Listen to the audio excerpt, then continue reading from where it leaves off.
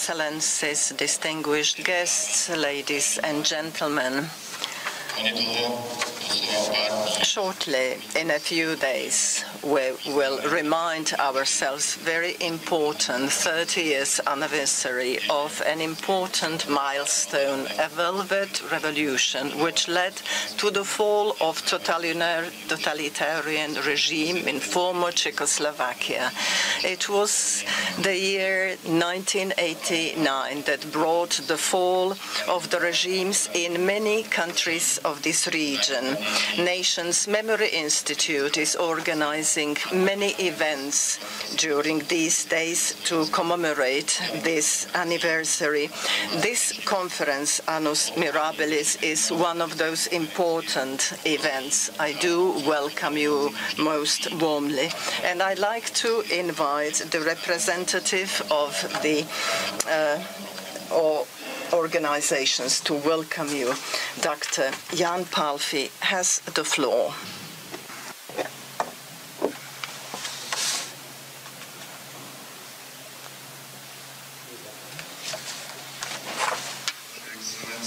Excellencies, distinguished guests, ladies and gentlemen. It's my pleasure to welcome you on behalf of the Nations Member Institute to the scientific conference Annus mirabilis, the year 1989 in Slovakia, which, in a broader Central and Eastern European context, is dedicated to one of the most important milestones in the history of the Slovakian nation in the 20th century, the fall of the totalitarian communist regime. In the key days of November 1989, it was the citizens who went out to the streets and forced the fall of the regime based on the rule of one political party. I have to remember that the November events in the former Czechoslovakia are connected with young people who were the first to face openly the totality.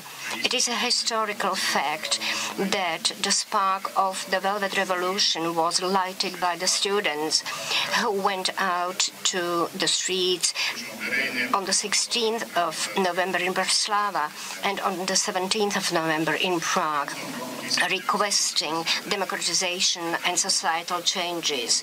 In the end of 1989, we were able to begin with the recovery of the political plurality and civic liberties, which were suppressed also violently by the ruling regime.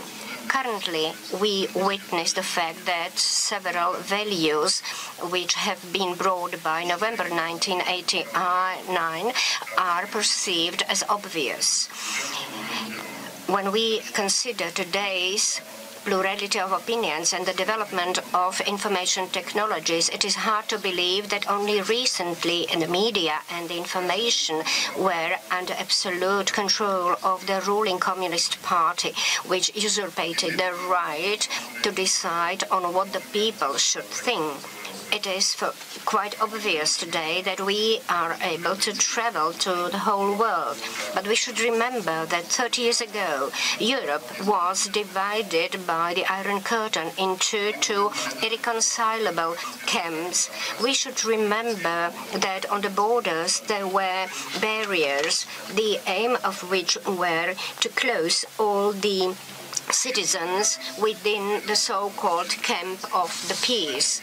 Class hate, persecution of the believers, confiscation of the property, political processes, justice murders, or intimidation are just part of the methods by which the communist dictatorships wanted to control the whole nations. In the archives, you may find a lot of proofs and evidence on their non-human nature. There are records of the tragedies of persons persecuted, but also heroic stories of the people who were not broken by the regime, and in the name of freedom they were ready to sacrifice even their own life. 30 years after these historical events, we should remember that freedom is not given for granted. Therefore, it is necessary objectively and comprehensively map and to provide to the public the causes that resulted into the loss of freedom. Distinguished guests, I believe that the upheaval of the nations of Central and Eastern Europe in 1989 represents, even after 30 years, a good and positive example and a message for the shaping of our future. In conclusion, allow me to express my appreciation to all co-organizers of the conference and to express my conviction that information which will be provided will deepen our knowledge on the fall of the communist regimes and will be a valuable contribution to the mosaic of the research of that period of the lack of freedom. Thank you very much. A ja sa chcem poďakovať. I'd like to thank the chairperson for the address. It is a great pleasure for our nation's Memory Institute that we are organizing this event with other institutions. I'd like to give the floor to Mr. Branislav Pánisk, the DG of the Slovak National Museum.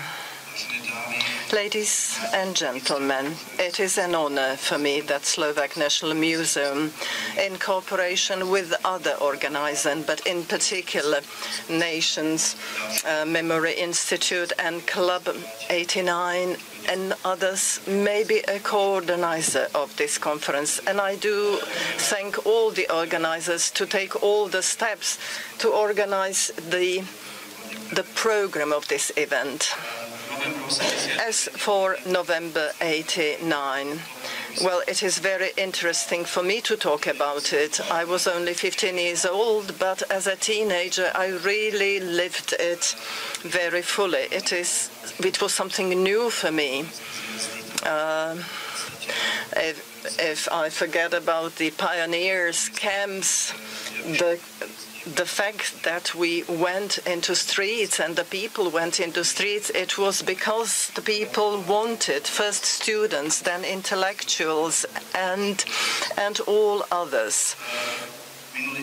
Last week, I heard on one podcast speaking one of the leaders of dissent and one of the leaders of the Velvet Revolution, Mr. Mikloško, who said that Velvet Revolution is not completed.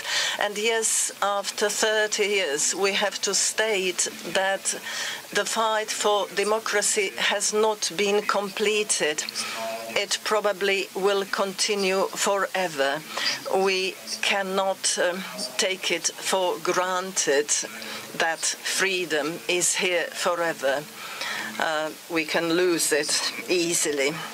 And in this sense, we should understand the words of Tomáš Garrigue Masaryk, our first president, who said that in order to build democracy, we need 50 years of uninterrupted story of democracy.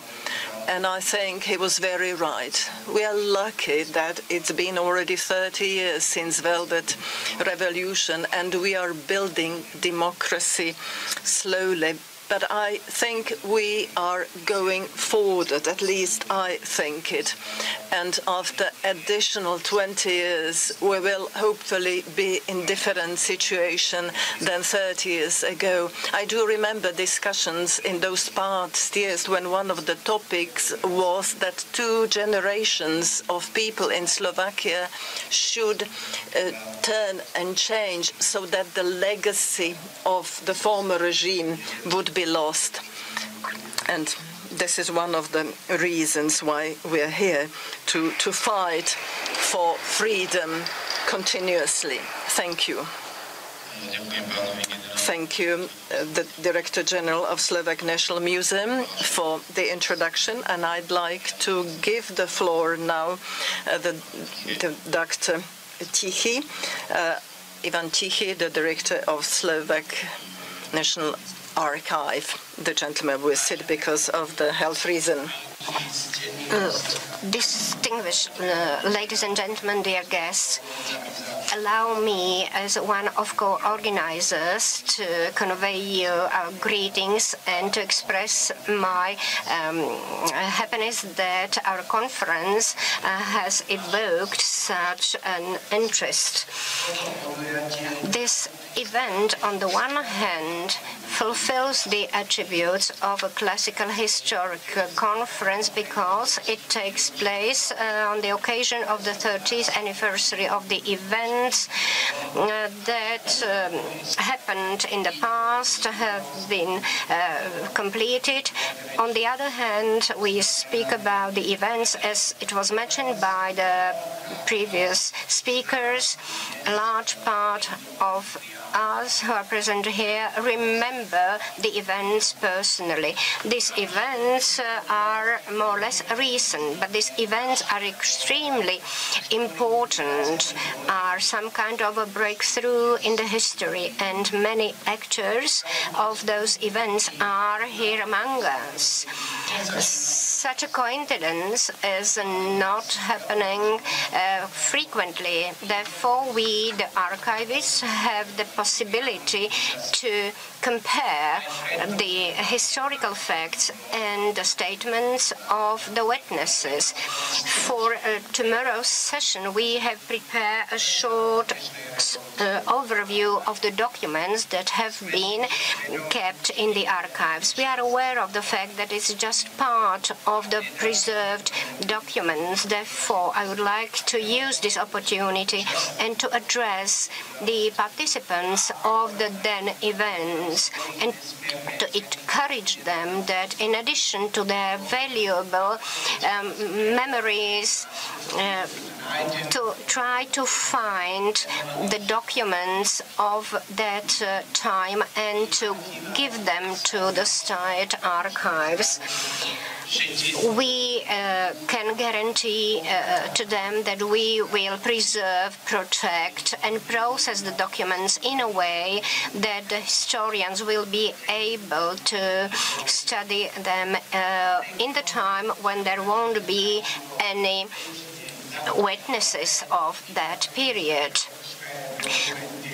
When we speak about the 30-year-old documents, we usually do not process them. But when we speak about very important documents, for example, those related to the Velvet Revolution, we try to make them accessible to the scientists. And currently, we process and register the documents from the Public Against Violence.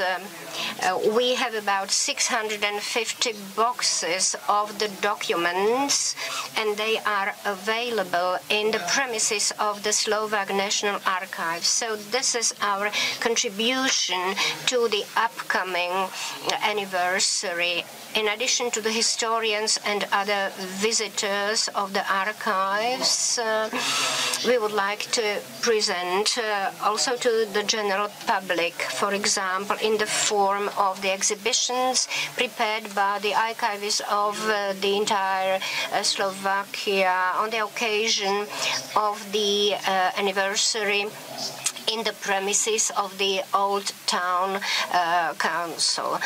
I would like to invite you to that exhibition. Thank you very much. Thank you, the director of the Slovak National Archives, for the address. I have to say that it's a great honor for the Nations Memory Institute that we can co-organize this event also with the Club 89. And I would like to ask the chair of the Club 89, Ms. Jana Kotova.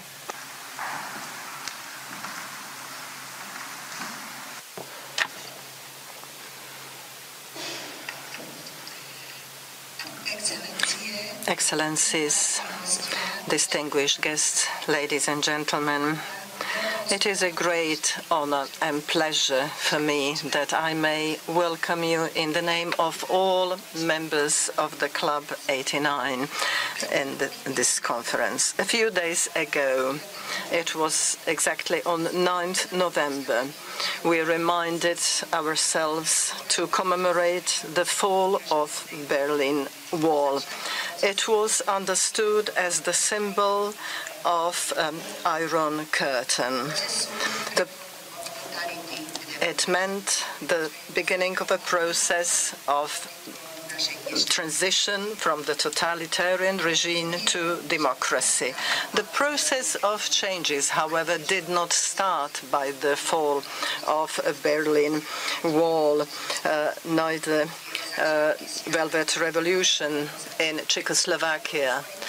The roots of the changes started much earlier, as the former system, the totalitarian regime, was never built of strong fundaments. There were ups and downs, which meant continuous weakening of the system.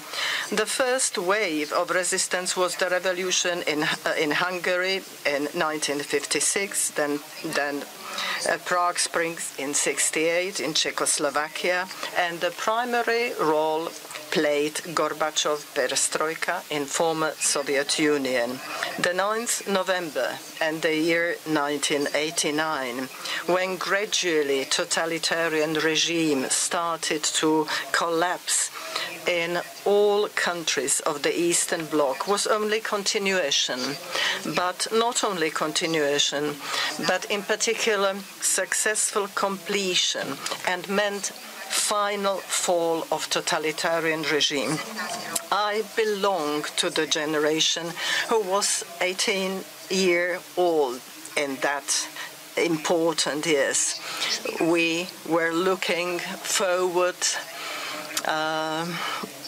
into future in 1968. However, our desires fulfilled in 1989. That is why all of us, we understand that very year as Annus mirabilis.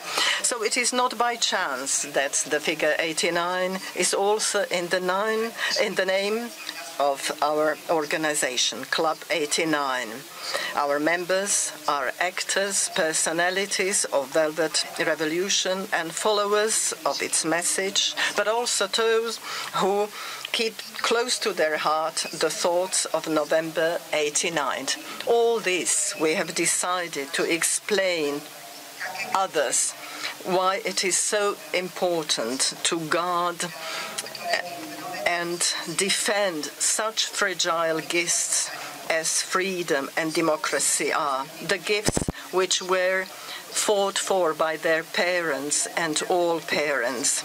The members of the club want to help young generation not only in fulfilling the message of November 89, but also in implementation the reforms and changes in order to build just and free life.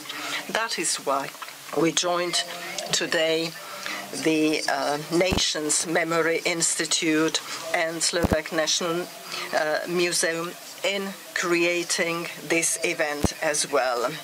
We trust that the experience we will share here today will help to create just true picture of the years 30 years ago.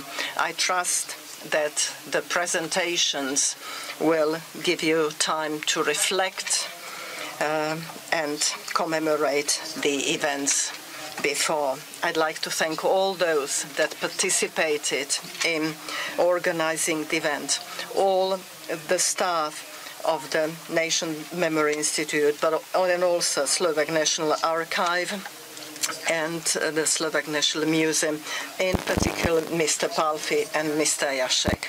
Ladies and gentlemen, allow me please to wish you, in the name of all members of the Club 89, I wish you a very productive, fruitful conference. Thank you.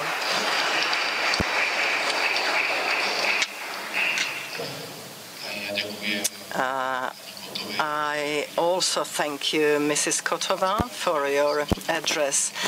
Within this opening, the general partner of this international scientific conference is a supranational network, and we will have the presentation of Antonín Zakrzewski in the name of this network.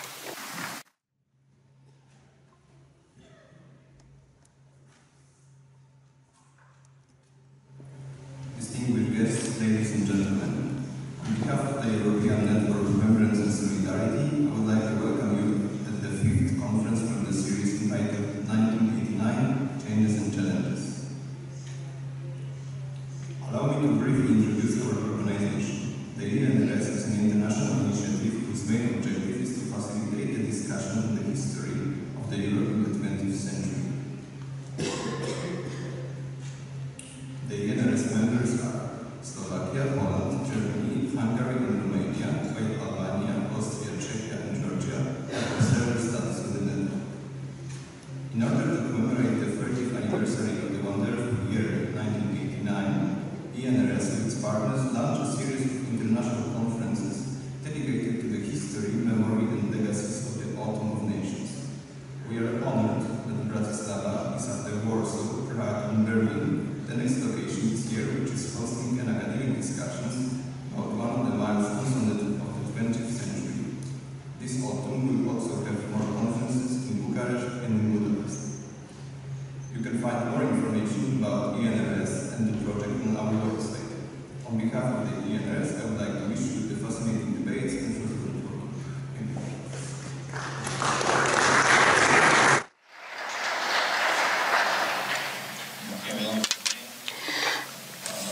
Thank you very much. Distinguished ladies and gentlemen, thank you very much for your addresses. And now we shall move on to the agenda of the International Scientific Conference. We will start with the first session of the keynotes. I would like to invite the first panelist to take the floor. And we will read the regulation. Distinguished guests and spectators. The regulation GDPR has to be followed. We would like to inform you that this conference will be recorded by audiovisual means. All the information related to the personal data protection can be found in front of the hall. Thank you very much for your understanding, and thanks to the speakers again.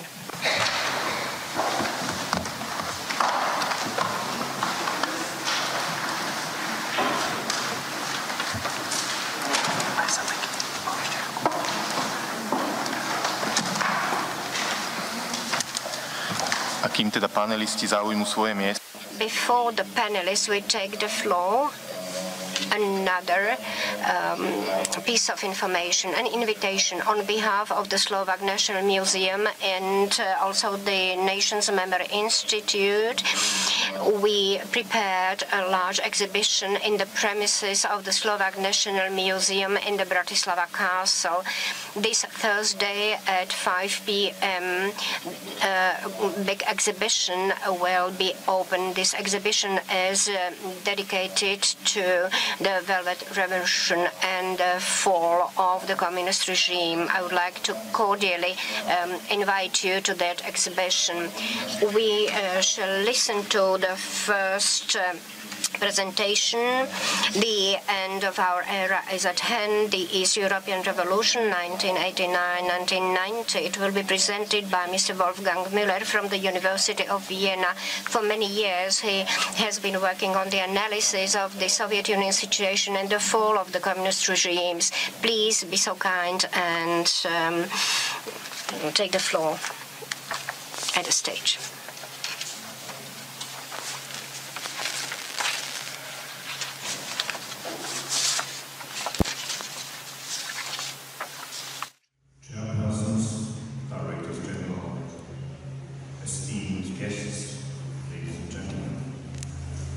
It is a great honor to be here and to have been invited to address you today on the commemoration of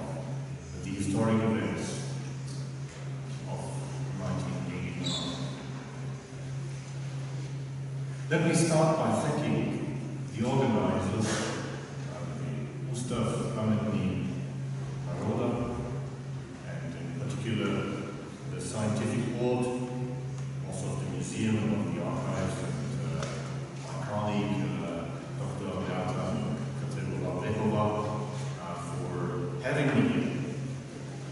1989 was a wonderful year. I graduated from high school. I made a long trip abroad, and I met a wonderful girl.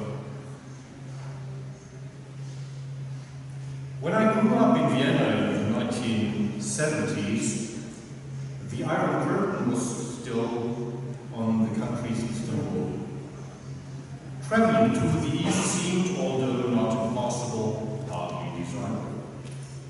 Since the neighboring states, as we were told, had been transformed into some sort of dictatorships, traveling there was risky.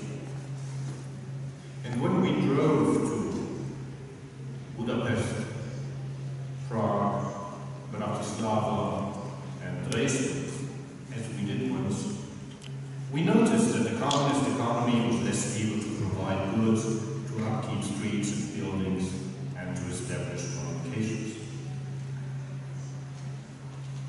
When I was sent to Moscow as a pupil of the Russian language in the early 1980s, I had to wait several hours for a telephone connection to be established in order to call my mother, as she has told me before leaving. It was only decades later, after I had become a historian, that a colleague encouraged me to look in the KGB archives for a protocol of my telephone call.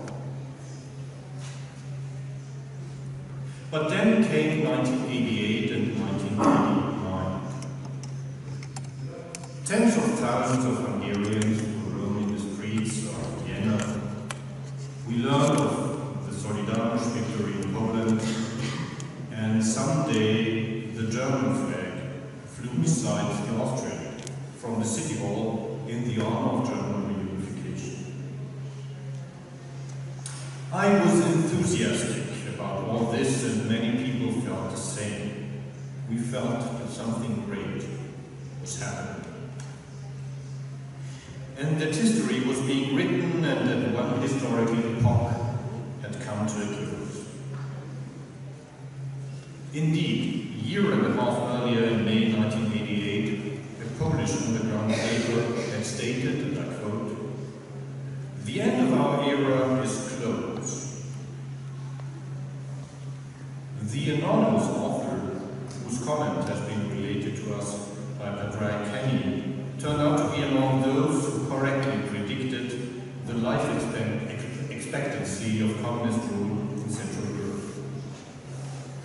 None of the more prominent Western prophets had foreseen the revolutionary events that the following year would wash away seemingly unshaken regimes in a number of countries, and with them the post-war international order in Europe, thus bringing to a close would soon be famously called by Eric Hobsbawm the short 20th century. In world history, the revolutions of 1989 stand out among the, let us say, 5 most significant events of the 20th century. The demise of communist rule in Central Europe was the final step in a development that had started some 35 years earlier with the first anti-communist and anti-Soviet uprisings in the GDR, in Czechoslovakia and Hungary in 1953-1956. In the end, the undermining of communist rule took, in Timothy Garton-Ash's famous words, 10 years in Poland, 10 months in Hungary, 10 weeks in East Germany, and 10 days in Czechoslovakia. Of course, this all had a long prehistory, as we have already been reminded today morning by Ms. Kotova. It was a combination of economic limitation, ideological disillusionment, struggle of people, mass demonstrations, that convinced in the end communist regimes of negotiating with the opposition rather than trying to uproot it with armed force, as had happened in the People's Republic of China in 1989 with regard to the Tiananmen protest movement. When we look at the events that many of us still remember from a distance of 30 years, some features of the revolutions become better visible. In the following 20 minutes or so, I'm going to highlight 5 of these features. The first feature I want to stress, and it has been mentioned already today, is civil society. Without the people who stood up, demonstrated in the streets, who had joined the underground, who went on strike in Poland, Hungary, Czechoslovakia, the Baltic Republic, Ukraine, no revolutions would have taken place. In Poland, bottom-up initiatives were most prominent. But in many places in Central Europe, the opposition was powerful. Had different initiatives and established a widespread network of transnational contacts and activities supporting opposition movements in other countries. Historian Vladimir Tismanian has stated some years ago that the revolutions, and I quote, cannot be understood without an emphasis on the significance of civil society as a set of fundamental ideas of political principles and a real historical movement. Those who took to the streets, the thousands and thousands who were ready to die because they wanted to be free, believed in civility, decency and humanity, and they succeeded in rehabilitating these values.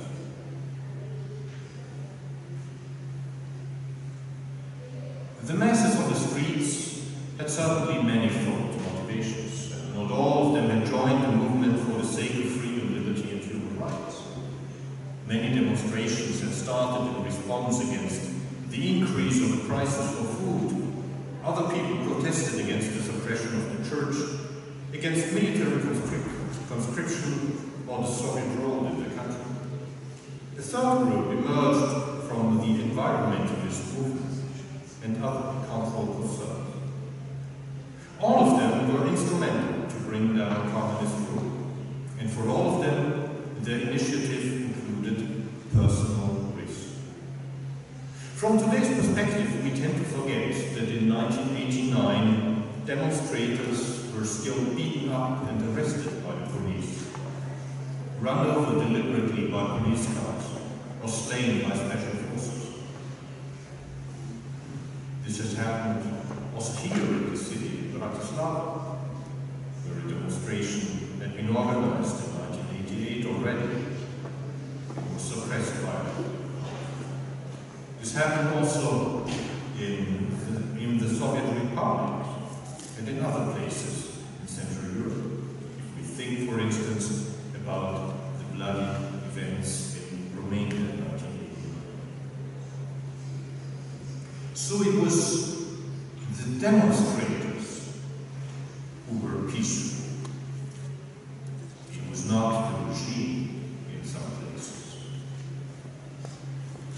And it was the peaceful demonstrators that were responsible for the revolutions being called the Velvet Revolutions. I need not remind you, and you know it much better than I, of the beautiful name that the Slovak opposition movement had. Society Against Violence. An impressive motto and name for a movement.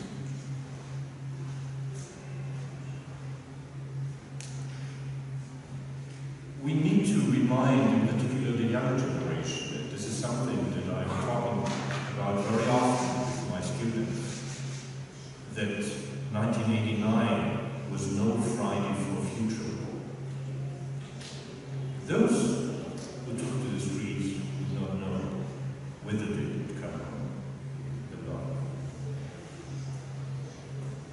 The opposition movement was transnational to a large extent. And this is the second issue I want to highlight today. As can be seen from history, from the great revolutions of the 18th century, from the early 19th century, from the revolutions of 1830, of 1848, large uprisings, large revolutions are very often transnational events. This was also the case from 1917, 1918. This was the case in the de-Stalinization crisis of 1953, 1956. And in 1988, 1989, we also witnessed spillover effects ranging through various Central European countries. Before and during 1989, ideas of reform and democratic participation spread. Sometimes it spread from the west to the east, sometimes from the east to Russia, sometimes from Russia back to Eastern Europe, to Central Europe, and from Central Europe to China. Among the dissident groups of the late 1980s, a widespread network of transnational links and interactions existed. At the grassroots level, collaboration between Polish activists and their Czech and Slovak and Hungarian, as well as Baltic colleagues, included students' contacts, the smuggling of hardware and know-how, protests against the Tiananmen massacre in front of the Chinese embassy buildings in Warsaw and Budapest. When Czech authorities arrested Hungarian activists who had supported anti-regime demonstrations in Prague, the Hungarian opposition movement organized in solidarity a hunger strike in front of the Czechoslovak embassy in Budapest. Solidarity was active in promoting liberalization and self-determination in the USSR also. Lech Wałęsa wrote a letter to Mikhail Gorbachev, urging him to grant Lithuania the same right of choice as he had granted Central Europe. In a trilogy of impressive articles, Mark Kramer, who is among us today, has convincingly analyzed quite a number of spillover effects between Central European revolutions and the USSR, starting with the paramount importance of perestroika, to the mutual assuring effects of reform communism, of the opposition, and lastly, of backlashes against reform. Although some communist regimes used violence for suppressing demonstrations, this example, luckily, was not followed on a mass scale. This brings me to the third point I want to highlight today: the behavior of communist elites. Their decisions were important in three regards. First, and I already mentioned it, Mikhail Gorbachev's launching of perestroika. It mobilized liberal-minded people and helped unleash civic activity. Moreover, his decision as the first Soviet leader to refrain from the use of force for spreading and upholding communist power abroad prevented repeating the tragedies of 1953, 1956, and 1968. Second, national communist elites outside the USSR either followed this paradigm openly or were at least reluctant to use force on a mass scale. Charles Mayer has argued that in 1989 the communist leaders understood that they had arrived at a dead end in terms of their own aspirations and policies. This, however, does not mean that communist leaders had given up the hope of keeping control. As Mark Kramer has demonstrated, Polish plans for a new declaration of martial law existed. And the more we know about 1989, the better we understand that many communist concessions were made with the aim of staying in power and not of giving it up. One specific aspect in this policy of concessions is liberalization. Liberalization of political participation and also of travel. Maximilian Graf, who is also among us today and who will address us later, has pointed to the importance of the step-by-step lifting of the Iron Curtain at the Hungarian border with Austria. Enter personal